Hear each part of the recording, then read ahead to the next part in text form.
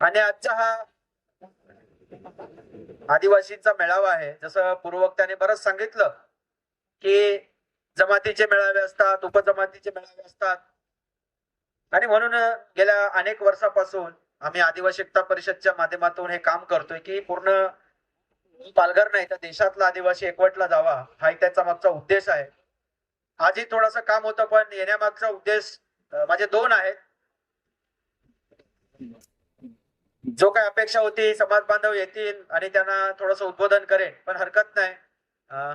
समोर अरविंद आहे, युट्यूब सारखं प्रभावी माध्यम आहे, मोबाईल आहेत, लोक त्याच्यातून ऐकतायत आणि तमाम जनतेने ते ऐकावं, समजून घ्यावं एवढीच अपेक्षा आहे.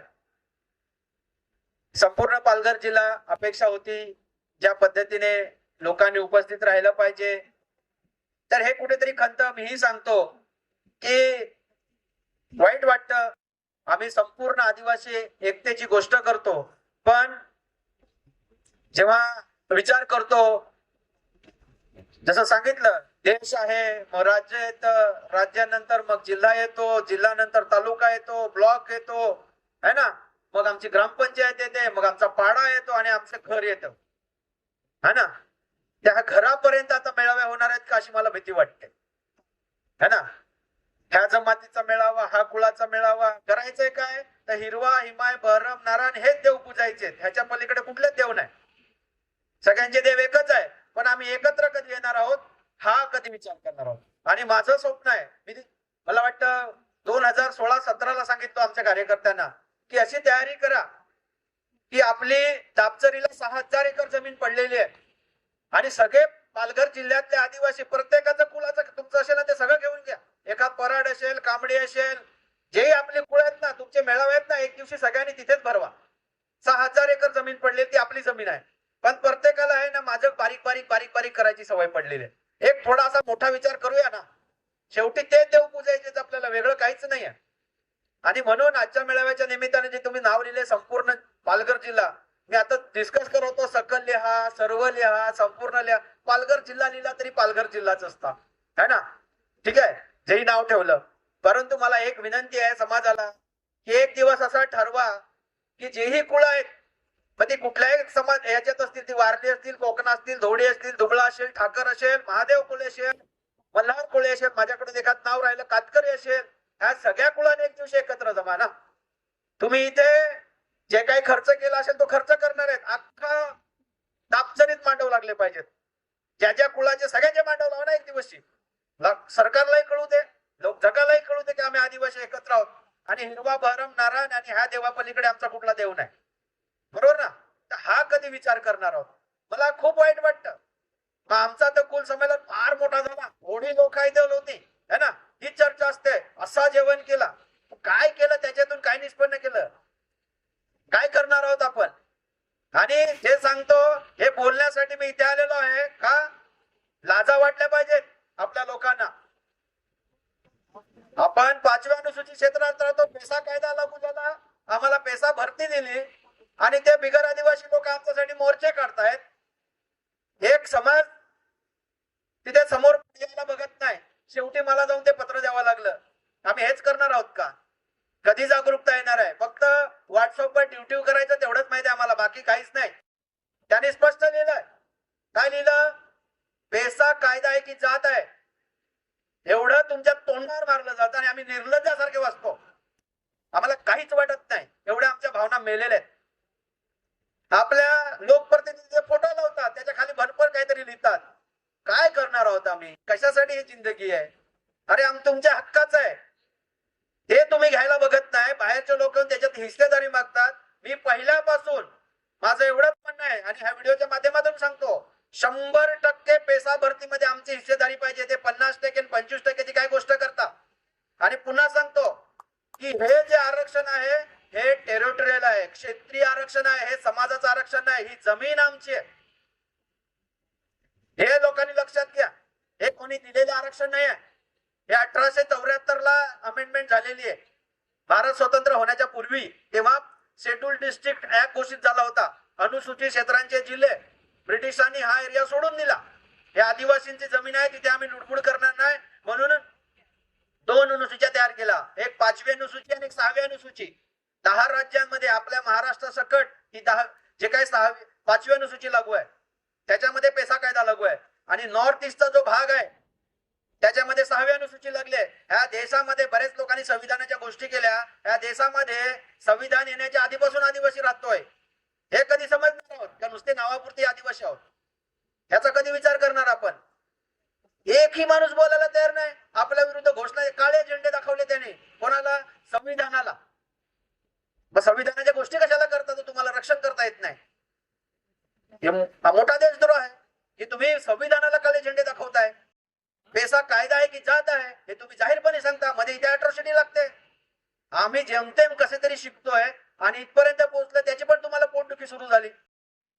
अरे 9 जून 2014 ला अध्यादेश आला. हा 2026 झाला. आमची कितीतरी पोरं एसबार झाली, त्यांना नोकऱ्या मिळणार नाहीत. ह्याची भरपाई कोण देणार आहे? ह्याचा प्रश्न विचारणार का नाही समाज? आमच्या हक्काचं आहे ते. आम्ही का तुमच्याकडे ओरबडला नाही आलो. आणि मी जाहीर सांगतो, माझ्या गोष्टीची खूप चिड आहे. अनुसूचित क्षेत्र हे 1874 ला घोषित झालं. आम्ही अनुसूचित क्षेत्राच्या बाहेर नाही गेलो. तुम्ही कुठून आलेत आमच्या अनुसूचित क्षेत्रामध्ये? त्याचा पहिला विचार करा. आमच्या काय हिस्सेदारी मागता तुम्ही? हे जंगल आमचं आहे, जमीन आमची आहे. हे कधी प्रश्न करणार आहेत? पण आम्ही पण लालघोटेपणा नको, कोणाला दुखवायचं नाही. मी तर स्पष्ट जाहीर सांगतो, मला कुठल्या इलेक्शनला उभं राहायचं नाही. त्यामुळे मला आदिवासींच्या हक्कावर जर कोणी गदा येत असेल तर मी तिथे उभं राहणार आणि 100% राहणार. हे कायदे मला शिकू नका. हे कायद्यात दिले, तुम्हाला संविधानात दिले, तेही तुम्ही समजत नाही. आज देण्यामागचा दुसरा उद्देश आहे. जा, महाराष्ट्र शासनाने आता कॉमन सिव्हिल कोड युजीसी आणलाय है ना, युसीसी समान नागरी कायदा लागू केलेला आहे. वाचलं का कोणी? वाचलं का? समान नागरी कायदा ते नीट वाचा. त्याच्यामध्ये स्पष्ट लिहिलेलं आहे की भारतीय संविधानानुसार 343 कलम 342 कलम जे आदिवासींना दिलेलं आहे, अनुसूचित जमात, ह्यासाठी हा कायदा लागू होणार नाही. त्याच्यात काय लिहिलंय पुढे जाऊन वाचा. हिंदू मॅरेज ऍक्ट, हिंदू वारसा हक्क कायदा, Christian marriage act, Parsi marriage act, Muslim शरीयत लो, हे मग माझ्यात बोलत नाही, ते कायद्यामध्ये त्या कागदामध्ये लिहिलेलं आहे. हे आदिवासीला लागू होत नाही. ना आम्ही आहेत ते फेसबुक व्हॉट्सअपला, हा देवाचा फोटो, हा गुरुवार आहे, तो सोमवार आहे, हे आलंय ते आलंय. अरे कधी सुधारणार आहे तुम्ही? अशिक्षित लोक ठीक आहे, ती जंगलात येताना समजा, पण तुम्ही शिकलेले वेळ आहेत, तुम्हाला समजत नाही, कायदा समजत नाही, एका संविधानाच्या बाहेरचं बोलत नाही. आणि हे मला खास बोलायचं होतं. हे काय करतोय? पेसा कायदा आपलाय, अनुसूचित क्षेत्र आपलाय, सगळं आपलाय. काय करणार आहोत? आणि हे एवढे आम्ही संकुचित वृत्तीचे झालो की शेजाऱ्याचं काय चाललंय हेच आम्हाला काही घेणं देणं नाही. ही परिस्थिती निर्माण झाली आहे. आणि म्हणून कोणीतरी सांगत होता ही मीटिंग लावू, ती मीटिंग लावू, कोणी पुढाकार घेत नाही. पण आदिवासी एकता परिषद डॉक्टर सुनील पराड सांगितलं का, अरे ते काय तिकडे जायचं नाही, त्या मीटिंगला जायचं नाही. अरे काय सांगतोय का? आम्ही याच्यासाठी बोलवतो का तुम्हाला? समाज म्हणून कधी एकत्र येणार आहात? तुमच्या हक्काचं ओरबडायला लागले. बघितलं का लेटर हेड? जे आरक्षण समितीचं लेटर हेड बघितलं का? ज्या लोकांचे आपण फिरतोय मागे मागे तेच लोक आपल्या विरोधात आहेत. आणि स्पष्ट सांगतो, तुम्हाला आरक्षण आहे, तुम्हाला आमदारकीचं आरक्षण आहे, सरपंचाचं आरक्षण आहे, व्हिडिओचं आरक्षण आहे, म्हणून तुम्हाला निदान खुर्चीवर बसवतायत. हे आरक्षण नसतं तर तुम्हाला बिगराजी समाज बसवणार पण नाही. हे स्पष्ट सांगतो, ज्याला जे करायचे ते करा, बसवणार पण नाही तुम्हाला. आज आम्ही लालघोटेपणा करतोय. अरे संविधानातलं मागतोय, ह्याच्या बाहेरचं आम्ही काहीच सांगत नाही. जे भारतीय संविधानाला अपेक्षित आहे ते आम्हाला दिलेलं आहे. त्याच्यावर पण आम्ही बोलायला तर नाही. मतं मागायला जायची, त्याच्यासाठी लोकांना हे वाटतं कोणाला दुखवायचं नाही. हे काय लावून ठेवलेलं आहे? अरे ती पोरं बिचारी किती वर्ष झाली तिथे करतायत, आंदोलन करतायत, मोर्चे करतायत. जेमतेम सुप्रीम कोर्टाने सांगितलेले की बाबा ती भरती करा, मग तुम्ही सुप्रीम कोर्ट पण मानणार नाही का? ही मानसिकता आहे. आणि त्याच्याबद्दल आम्ही बोलायचं पण नाही, असं थोडी चालणार आहे. आणि म्हणून दिलं मी कलेक्टरला आणि एसपीला पत्र दिलं की हे जे उपोषण, हे जे काय आंदोलन बसलं ह्याच्यावर कायदेशीर कारवाई करा. सांगितलं मी. मग पुढे काय करतायत? तर ह्या गोष्टी आम्ही करणार नव्हतं. मग मेळावे घेऊन बाकीच्या गोष्टी करून काय करायचंय? म्हणून मी त्या दिवशी पण त्या वारली संमेलनात पण सांगितलं होतं, तुम्ही जर तुमच्या संस्कृती पाळत नसाल ते बिनकामाचे ते मेळावे घेऊच नका. नुसतं यायचं, दाखवायचं, शो करायचं, निघून जायचं. कशासाठी? सुधारणा होणारच नाही तर कशासाठी? नाही, त्याला दुखवायचं नाही तर एवढीच आम्ही बांबून आणून लगीन लावू, पुढच्या टायमाला लागू दवलेली असेल तर. अरे तुमची सुरुवात इथून होते. तुम्ही काय परिवर्तन करणार आहे? है ना? आता तो कायदा काढला त्यांनी धर्मांतराचा, त्याच्यामध्ये स्पष्ट लाईन लिहिलेली आहे, लग्नाचं आमिष किंवा लग्न लावून देणं हे पण एक आमिष आहे. आणि राजरोसपणे आदिवासींची लग्न लावतायत. अरे तुम्हाला सेवा करायची आहे ना, मग धवलेरी आणा, का जे काय ठाकर समाज आहे त्याच्यामध्ये कांबडी लग्न लावतं त्याला बोलवा, कोकणा समाजाचे भगत लगत त्याला बोलवा ना. हे बाहेरून आणतात आणि भलत्याच लोकांकडून लग्न लावतायत. सगळ्यांना मुलगा येतोय आदिवासींची सेवा, अरे सेवा करा ना. नाही सांग भांडी दिजत मंगलसूत्र ते ओरिजिनल डुप्लिकेट काय असतं ते त्याला माहिती, बरोबर का नाही. मला हे वाईट वाटतं का नाही. लग्न काय आम्हाला लग्न लावता येत नाही काय, काय आता हे आले संस्था म्हणून आदिवासी लग्न करायला लागला काय. हजारो वर्षापासून आम्ही लग्न करत आलोय ना, आमची स्वतःची पद्धत आहे, रीतिरिवाज आहे. तुमच्याकडे काही नव्हतं तेव्हापासून आम्ही सुसंस्कृत आहेत. आणि म्हणून तुम्हाला सांगायचंय की जो कॉमन सिव्हिल कोड लागू केलाय, समान नागरिक कायदा लागू केलाय, त्याच्यामधला विचार करा. त्यांनी आदिवासीला अनुसूचित जमातीला का वगळलंय, ह्याचं छोटं कारण एवढंच आहे की ह्या पृथ्वीवरती कोणता धर्म अस्तित्वात नव्हता. त्याच्या आधीपासून सुसंस्कृतपणे स्वतःच्या रीतिरिवाजानुसार जगणारा माणूस कोण, आदिवासी. म्हणून त्याला वगळलेलं आहे, हे लक्षात घ्या. तुमच्या संस्कृती परंपरा असतील तर तुम्ही आदिवासी आहेत. त्याच्या पुढची लाईन लिहिलेली आहे, जर हे असे वागणार नसेल तर नोटिफिकेशन काढण्याचा अधिकार हा सरकारने त्याच्याकडे राखून ठेवलेला आहे. हा अलर्ट आहे, हे सायरन आहे, पहिले लक्षात घ्या. त्याच्या पुढची लाईन आहे की सरकार ह्याच्यावर नोटिफिकेशन काढू शकतो. का काढू शकतो, जर तुम्ही तुमची संस्कृती परंपरा सांभाळल्या नाहीत तर. हे कायद्यामध्ये लिहिलेलं आहे, माझ्या मनातून सांगत नाही.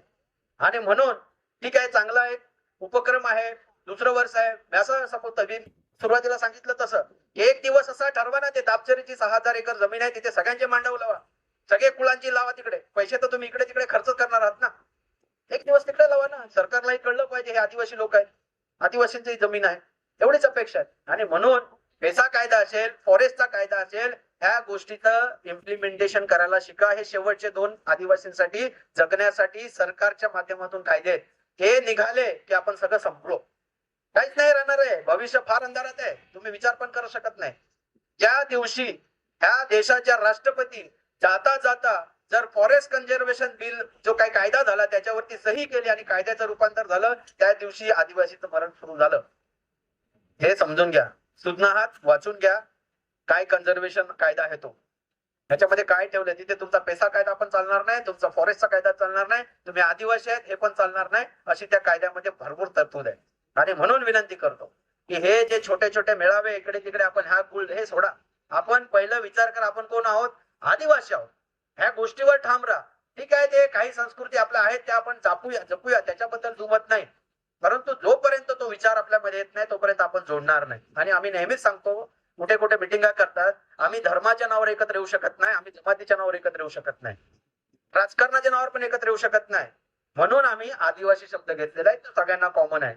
आणि म्हणून 9 ऑगस्ट काय आहे, काय आहे, वारली दिवस आहे, कोकणा दिवस आहे, मलारकोळी दिवस आहे, काय आहे, जागतिक आदिवासी दिवस. तिथे आम्ही सगळे आदिवासी होतो, बरोबर ना. एन टायमाला मग आमचे मेळावे, नाही. हे कुठेतरी समजून घ्या.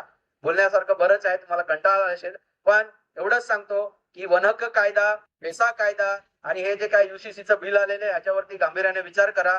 आणि जाताना एवढंच सांगतो की थोडं आंदोलन मध्ये असतो म्हणून सांगतो की सरकारने तुम्हाला पाहिजे का नको पाहिजे, पण 4थी मुंबई तुमच्यासाठी दिलेली आहे. तुमची इच्छा असेल का नसेल, ते वाढवण बंदर करायचंय. आणि शहरीकरण कुठे वाढवायचंय, आपल्या 106 ग्रामपंचायती जाहीर केलेल्या आहेत 19 सप्टेंबर 2025 ला नगर विकासाच्या माध्यमातून. हे काय माझ्या मनात बोलत नाही, अलर्ट व्हा. तुम्ही ज्या घरामध्ये राहतात तेवढी तुमची जमीन असणार आहे, बाकीची तुमची जमीन असणार नाही, हे लक्षात घ्या. पूर्वी कसं मुंबई हे शहर नंतर वाढलं, आता आधी शहर घोषित केलं, नंतर त्यांना शहर वाढवायचं. इथे 10 तालुक्यातल्या 106 ग्रामपंचायती आहेत. कसं करायचं, काय करायचं तुम्ही ठरवा. त्या खोपट्यामध्येच राहायचं की बाबा आपलं शेत घर टिकवायचंय, त्या बरेच साऱ्या गोष्टी आहेत. ही 4थी मुंबईचा घाट, त्या दिवशी आझाद मैदानावर बोललो की तुम्हाला एक मुंबई सांभाळता येत नाही, आता 4थी मुंबई कशाला करायला लागेल. जर असा पाऊस पडला की तुमची गटर तुंबतात, बरोबर ना.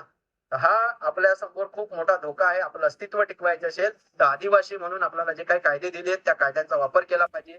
5वी अनुसूची आहे, पेसा कायदा आहे, वन हक्काचा कायदा आहे, बरेचसे कायदे आदिवासींच्या बाजूने आहे. पण ज्याच्यासाठी कायदे त्याने जागरूक झालं पाहिजे. आणि आज ह्या काही मेळाव्यामध्ये मला बोलायची संधी दिली त्याबद्दल आयोजकांचा खूप खूप धन्यवाद. अपेक्षा करतो भविष्यामध्ये आपण जास्तीत जास्त लोक एकत्र येऊ आपल्या हक्कासाठी, आपल्या अस्तित्वासाठी. एवढंच बोलतो आणि माझे 2 शब्द संपवतो. सगळ्यांना जोहार, जिंदाबाद.